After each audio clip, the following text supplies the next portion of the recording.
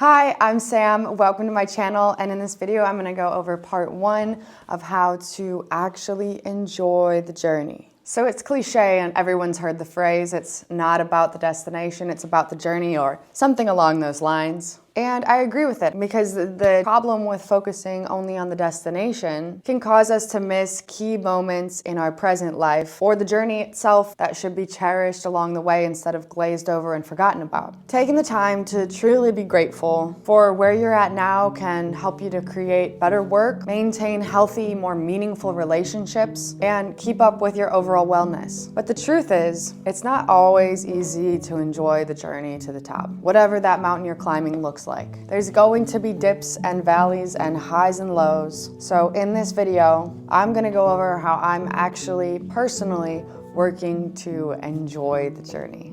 Number 1, and the only number that we're going to cover in this video, is embrace fear. I was watching this video clip of Kid Cudi that I'll link in the description on his story of rags to riches, and one of the most profound things that he said about enjoying the journey was to embrace fear and weakness. He left Cleveland to go to New York City to pursue music full-time, and lots of his friends and family didn't really believe in him or think that he could do it. But he had a mission so clear that he believed in himself so much, nothing was gonna get in his way. Obviously, we're all going to encounter fears along the journey and trek to whatever our destination is. This is normal.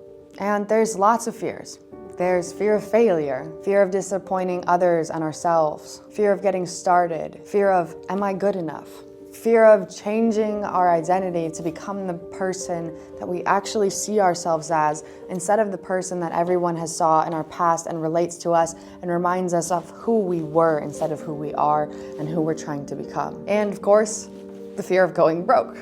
All these fears can become debilitating, overwhelming, they can become too much. And this is where lots of people's dreams go to die, in the valley of fears. So how do we not let these fears stop us in our trek and stop us from enjoying the journey along the way? Instead of allowing these fears to stop us and stop our forward motion and steal our love for why we started, if we learn to embrace them, welcome them into our life, and love them, we can learn to realize where our weaknesses lie. And as a writer, I really love this phrase, where our weaknesses lie, because it's sort of a play on words, because weaknesses lie. They make us feel like we don't have what it takes. They rob us of our ability to feel strong and to feel strength in what it is that we're doing and to feel like it's actually the right path for us. They lie to us about who we are and who we're trying to become. If we can learn to bring these weaknesses and fears to the light, from the dark to the light, exposing our vulnerabilities, we can become aware that they exist so that we can strengthen them. And to kind of relate this to yoga, it's very similar. When you first start your practice and you're having consistent realizations and you're going to your mat quite a bit, you start to realize that you become aware of all of these muscles that you didn't know existed. And you're becoming acutely aware of where you're holding tension and what feels tighter, what feels weak. Maybe your balance isn't as good as you thought it was. But the journey of being really sucky and maybe feeling like we're not as good as we thought we were, or that we actually have a lot more weaknesses and imbalances than we thought, learning to embrace those along the way is what's going to make us love the journey of growth, of becoming more, instead of taking it as, oh, we suck, like we're already not there at the destination, or oh, we're not as good as we thought, and quitting. Learning to embrace that we suck and accepting that as a part of the journey and learning to love those weaknesses. Because by building the awareness and welcoming them into our circle, it allows us to go deep and truly unveil how to build upon these weaknesses or these fears instead of letting them rob us of the journey and ultimately getting to the destination. I've seen this personally in lots of things that I do where my weakness eventually becomes my strength.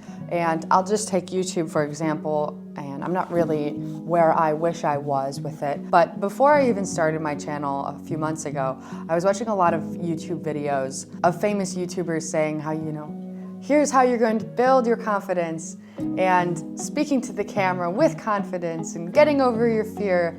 of being on camera. And I didn't really think that this was me at the time. I didn't think that that was something I needed to learn. I thought I was gonna be pretty good at it naturally, and didn't think I really needed to take these lessons to heart or invest any of my time watching further tutorials on how to get better at this. But as I soon began my channel, I started to realize that I wasn't as good as I thought, and editing these videos back made me cringe a little bit and reminded me of my weaknesses, and that I actually had this fear of just being on camera and being liked and being good at it. And so there's two ways I could have taken this. I could have quit, become completely overwhelmed by the fear that I'm not good enough, or that I'm not as good as all these other YouTubers that I see that are killing it, doing really well, who've been also doing it for years, and accept that I'm not at the destination yet, so that there's really no point to keep going, which I almost did that. And two, I can embrace it. I can accept that I'm not where I wish I was, and I'm not as good at it as I thought I was just naturally gonna be, and that the reality wasn't matching up to my expectations at all. But learn to understand that I wanna get better, and that the only way to get better is to actually just keep doing it. And to keep making more videos of me talking to the camera, getting comfortable with it, honing this craft, and enjoying this process of sucking to get just a little bit better each time. And to love that I recognize this weakness and all of these fears that I had related around it, so that I can actually grow to be able to really focus on what my mission is, which is to teach people yoga. And so that I can get better at communicating that. And so the more that I practice and the more that I actually really try to embrace this sucky period of not being good at something and embrace the journey of then becoming better and then continue to becoming a master, breeding more clarity into why I started and why I'm here. It makes it so much easier to enjoy the process of it. And more to come on this in part 2. But in conclusion, by embracing any fears that come up, instead of letting them overwhelm us and debilitate us, we realize that these weaknesses can eventually become our biggest strength, and that we can truly enjoy the process of becoming. Fear is a natural human response to things that push us out of our comfort zone and challenge us to be better and have undesired consequences sometimes. Fear is just a warning sign telling us to be cautious. But by learning to love these fears along the way, we can actually start to enjoy them as they come and truly falling in love with the journey.